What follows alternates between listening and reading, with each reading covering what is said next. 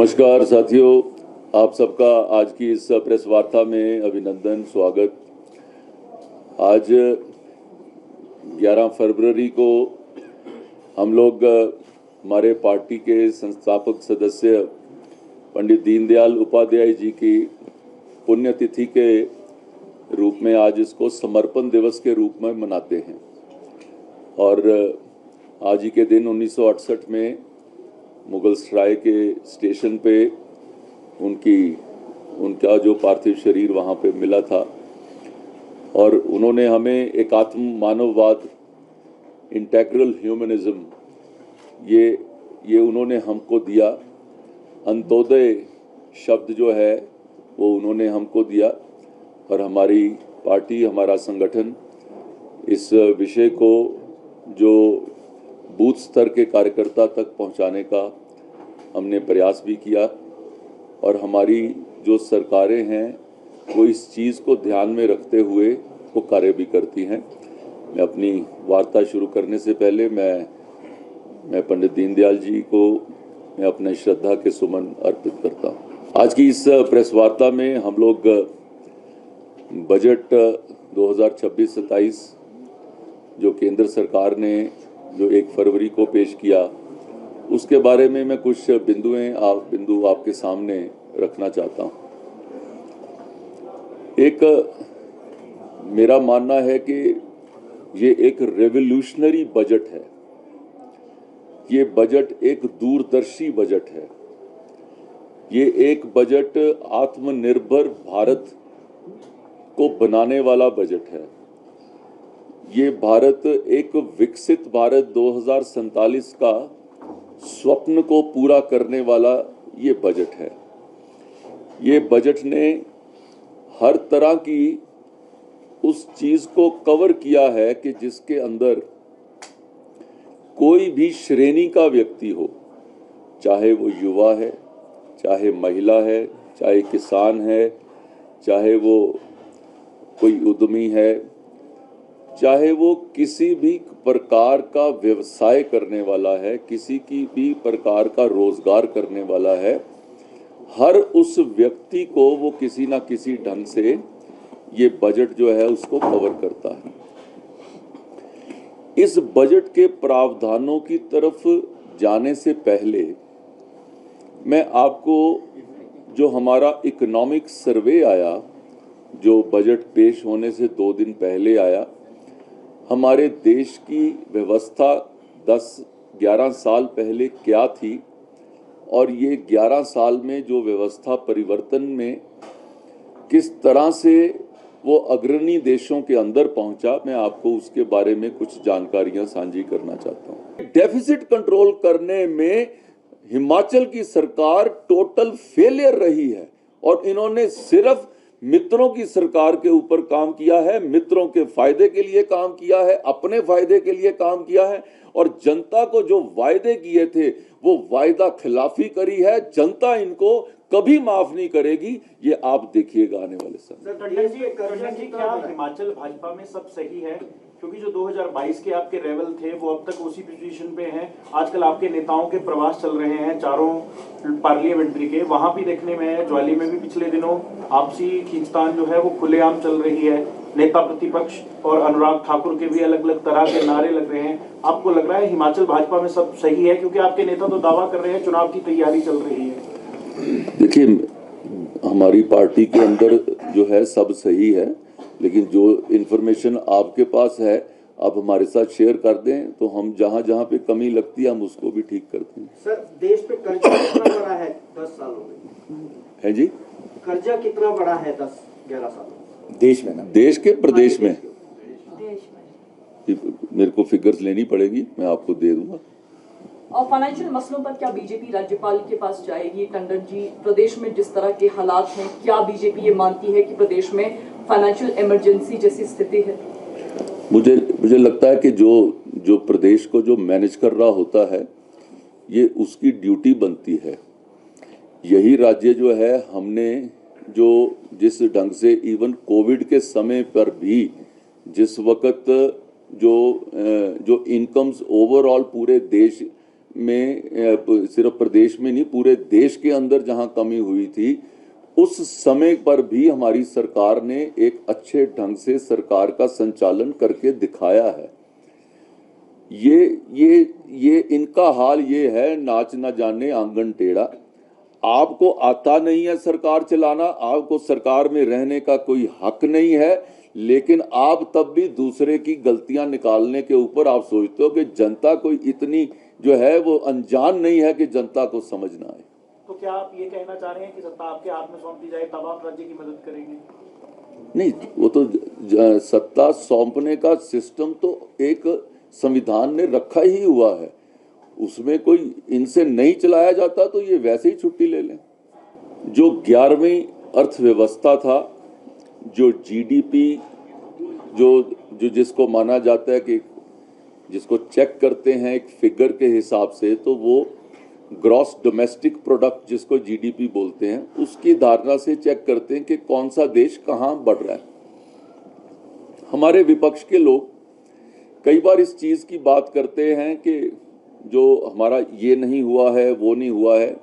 मैं सारी बातें आपके सामने तथ्यों के आधार पर या इंटरनेशनल एजेंसीज ने जहां पर जो फिगर दी है, जिसके माध्यम से सब मानते हैं कि हमारा देश अग्रणी देशों में पहुंचा है, मैं कुछ वो फिगर्स आपके सामने कोट कर रहा हूं। 11वें नंबर से हमारी अर्थव्यवस्था जो हमारी जो 2 ट्रिलियन डॉलर की अर्थव्यवस्था थी, आज वो 4.3 ट्रिलियन डॉलर पे पहुंची। ये फिगर कोटेड फिगर है, इसके बारे में क्यों नहीं दूसरे लोग चर्चा करते, इसके बारे में वो क्यों नहीं बात करते। आज जब हम ये सामने रखते हैं कि 2014 में जो बैंकों का जो एनपीए था, वो 14-15 में ये एनपीए 11% का एनपीए था। आज वो एनपीए हमारा जो 2% से नीचे और नेट एनपीए 1% से नीचे आ गया है। ये पब्लिश्ड फिगर है। हमारी बैंकिंग प्रणाली सुदृढ़ हुई है, हमारे बैंक मजबूत हुए हैं, हमारे बैंकों ने आम जन को सेवा भी दी है। जो पहले 10,000 रुपए का मिनिमम बैलेंस मांगते थे बैंक वाले खाता खोलने के लिए, आज वो सब लोग जीरो बैलेंस के ऊपर बैंक में खाता खोलने के लिए तैयार हैं। जो 10 करोड़ के बैंक खाते थे, जो 70 साल देश की आज़ादी के जो बीतने के बाद आज वो 60 करोड़ उसके अंदर खाते ऐड हुए हैं। ये फिगर पब्लिश्ड डाटा है। आज जब यूपीआई और डिजिटल भुगतान जो दुनिया का 49% भुगतान अगर हमारा देश करता है, तो इसका मतलब ये डिजिटल ये जो फिगर है ये पब्लिश्ड फिगर है। ये इसके बारे में क्यों नहीं कांग्रेस के नेता इसके बारे में क्यों नहीं बोलते कि देश हमारा आगे बढ़ रहा है। जब हमारे घर की गृहिणी सब्जी लेने के वक्त भी जो छोटा जो पेमेंट करनी है, तो वो भी क्यूआर कोड से सब्जी वाले को पेमेंट करती है, तो ये अंत्योदय है। जो लाइन में अंतिम व्यक्ति बैठा हुआ है, ये उसका उदय है। ये दिखाता है कि हमारा वो व्यक्ति भी आज आगे बढ़ रहा है। कोई सब्जी वाला ही नहीं, यहाँ तक के जो आप देखेंगे कि बाजार में कोई रेडी पर भी कोई सामान बेच रहा है, कोई जमीन पर बैठकर भी बेच रहा है, आज वो भी एक क्यूआर कोड और यूपीआई के साथ वो जुड़ा हुआ व्यक्ति है और डायरेक्टली वो अपने बिजनेस को आगे बढ़ा रहा है।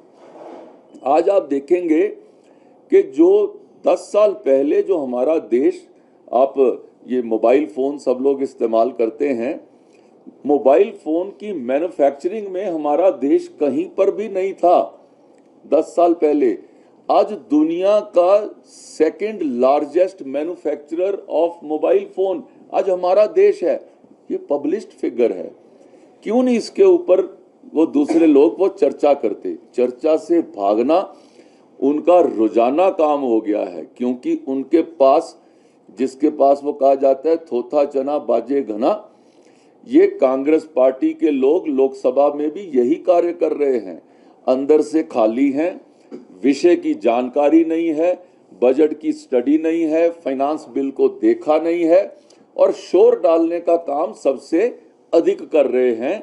ये कांग्रेस पार्टी का हाल हो गया है। और अगर आप पिछले 4 सालों में देख लें, लोकसभा के या राज्यसभा के किसी भी सत्र में कोई जो है पॉजिटिव डिस्कशन की तरफ जाने की बजाय हमेशा डिस्कशन से भागने का काम ये कांग्रेस पार्टी करती है। और जो कोई भी अपनी कंट्रीब्यूशन देने की बजाय वो देश की बदनामी, देश के बाहर जाकर वो देश की बदनामी करने का काम जो कांग्रेस के लीडर जन और खासकर उनके जो राजकुमार हैं वो बहुत अधिक करते हैं। मेरा ये मानना है कि हमारी सरकार ने जो बजट दिया है, ये बजट देश को आगे बढ़ाने वाला है। ये बजट जब हम 10 साल पहले का जो व्यवस्था को देखते हैं, मेरे पास जो जानकारियां जो जैसे एफडीआई जो फॉरेन डायरेक्ट इन्वेस्टमेंट आती थी, जो उससे आज की डेट में क्या है, मैं वो फिगर्स आपके साथ अपने प्रेस नोट के माध्यम से मैं शेयर कर दूंगा। जो एफडीआई जो टोटल आती थी हमारे पास, वो आज कितनी है, वो भी फिगर हमारे पास जो है वो मैं आपके साथ में उसको भी शेयर करता हूं। आज आप देखेंगे कि सोलर अलायंस के माध्यम से भी आज दुनिया के अग्रणी देशों में हम सोलर जो है एनर्जी मैन्युफैक्चरर के तौर के ऊपर हम लोग उभरे हैं। हमने जो डेटा सेंटर्स जो है देश के अंदर लग सकें, हमने उसके प्रावधान के लिए 2047 तक टैक्स हॉलिडे अनाउंस करी है। जो दुनिया के देश जो अपने डेटा सेंटर्स की बात करते हुए कई बार कहते थे कि हमारे डेटा सेंटर्स के अंदर भी सबसे ज़्यादा यूटिलाइजेशन हमारे देश के लोग कर रहे हैं, तो हमारे यहाँ पर डेटा सेंटर आएंगे। हमारे यहाँ पे कॉरिडोर्स जो है, रेलवे कॉरिडोर्स, रेलवे के अंदर जो है वो 3 गुना हमारा जो व्यय है उसको बढ़ाने का काम जो है वो हमारी सरकार ने किया है। इनकम टैक्स के अंदर जो कई रियायतें देने का, और उसके साथ ही साथ जैसे हम लोग जिन लोगों को कोई डिविडेंड मिलता था तो कंपनीज के से वो एक 15H फॉर्म होता था, आज वो एक बार अगर आप अपने NSDL या CDSL को दे देते हो तो वो सारी कंपनियों को देने के लिए वो उनको मान्यता दे दी गई है, ताकि व्यक्ति विशेष को कहीं हर एक के साथ बात ना करनी पड़े। ये ऐसा भी उसके अंदर प्रावधान दिया गया है।